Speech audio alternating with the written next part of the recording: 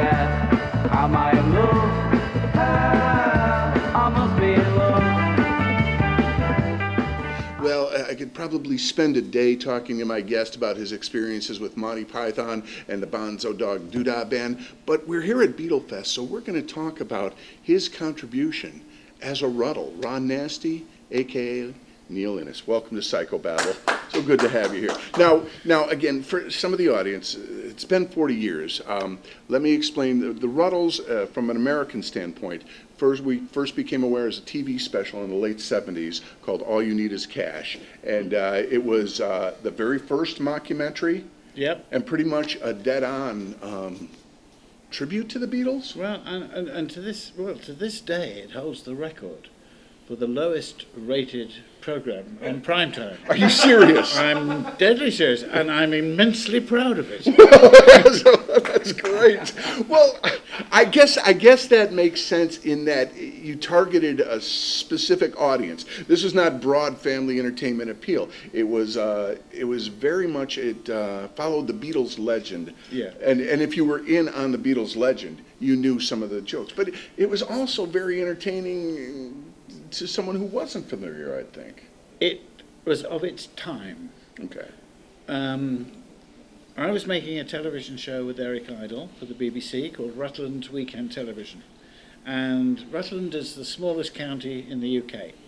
And therefore it would have the smallest budgets. And so it was a license to make cheap television jokes. Okay. Okay? And this is the only reason the BBC signed up on it. So anyway, my job was to come up with musical ideas, to come up with Eric's sketches, which is a parody of television station. Mm-hmm. So I thought, well, what's cheap? And I thought, well, let's do A Hard Day's Night. 4 guys in wigs, tight trousers, running around a field, speeded up in black and white. Cheap. Yeah. So he said, that's a great idea. I got an idea for a sketch of a documentary maker who's so dull the camera runs away from him.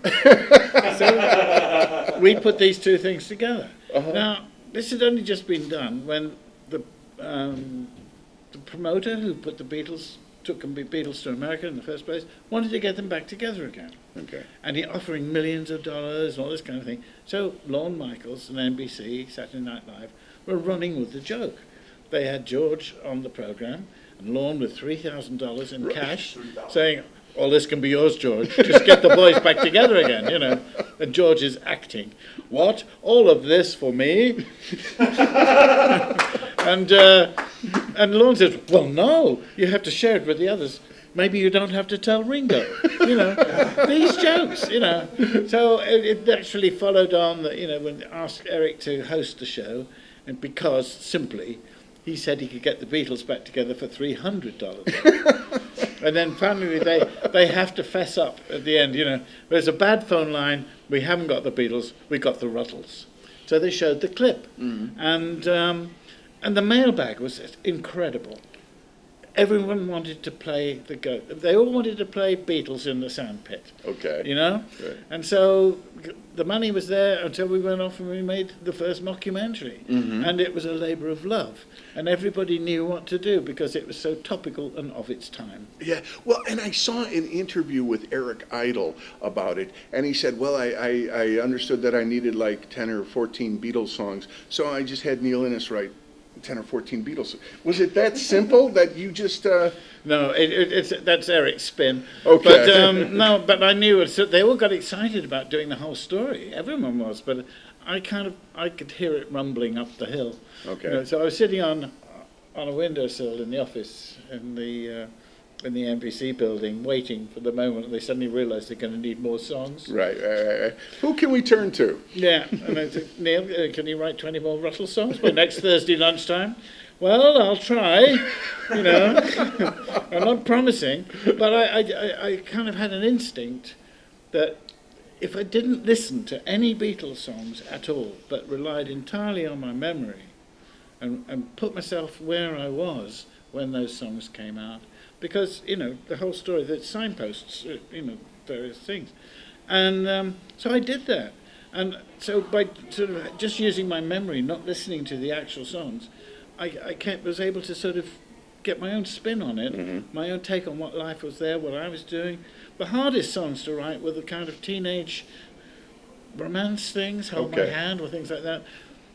And honestly, writing psychedelic stuff, psychedelic attest and all this, that was a bit of fun. Yeah, okay. But I had a following wind, and I managed to do all the songs. And the other thing, I had to make them work with just a guitar or a piano and voice. No harmonies, make them work as songs.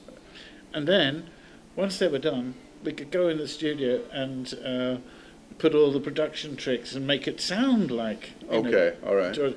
But the other, thing I will take credit for is that let's rehearse like a band, the four of us, and we went to a little house in North London with a guy called Alistair who had two-track Reeboxes, and we did, and we played, and we came out there and we felt like a band, because you've got to remember the Beatles were a really good tight combo. We were just talking about and we that, had something like that. We went to the studio, and we made the album in 10 days.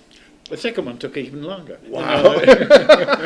I do want to touch briefly on the Python stuff. Is it true that your contribution to always look on the bright side of life was the whistle? Absolutely. Oh. Yeah, no, I mean, Eric doesn't remember, because I sent him an email. I said, you do remember, you came to me and said, I have to run berserk in an email if you can. But you're a fantasist, So I said, Eric, there were people there. Witnesses. No. It was Marble Arch Studios, and they had got a lot of arrangements on it, and he literally said, "What's wrong with this song?" And so we play it, and they played it, and I had the. I said, "Take all the orchestration out. I can't hear. Give me the track what it is." And then I heard the lyric. When you're chewing on life's gristle, don't worry, give a whistle. And I went, stop. I said, where's your whistle?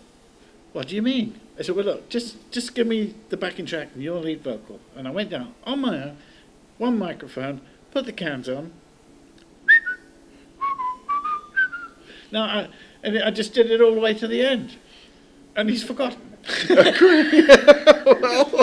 Well, these things slip your mind. Well, I wasn't Arthur, I just did it as a mate, Right. But, for this to turn up later, as being, it was always like that. No, it wasn't, Eric. And the engineer was... and just the visual of all the guys on the crucifixes doing the whistle. It's just, that will live in infamy, music and movies. And has that ever come back to bite you? You're having a bad day and somebody says, hey, don't grumble, give a whistle. And you just want to... No, I honestly don't like that, because it doesn't stop there. And if you've got a spare month, I could... but I decided, now I've just recently moved to France, and I'm comfortable. Okay. But I'm probably not as comfortable as I could have been. But lawyers are really expensive, and I don't have that much time left on the planet, I'm sure. So I'd rather have a good life, and I don't want any bitterness to spoil it. Absolutely. Because compared to a lot of people, I am doing very well. And I think my philosophy is simply, life is complex, but there's a very simple code that goes through it, plus and minus, protons, neutrons, whatever. And in your life, plus column, minus column, and you've got a little more in your plus column, you're all right, don't grumble. That's kind of looking on the That's bright side deep, of life. I must be in love. I must be in love. I must be in This is Neil Innish, and you're watching PSYCHO BABBLE TV.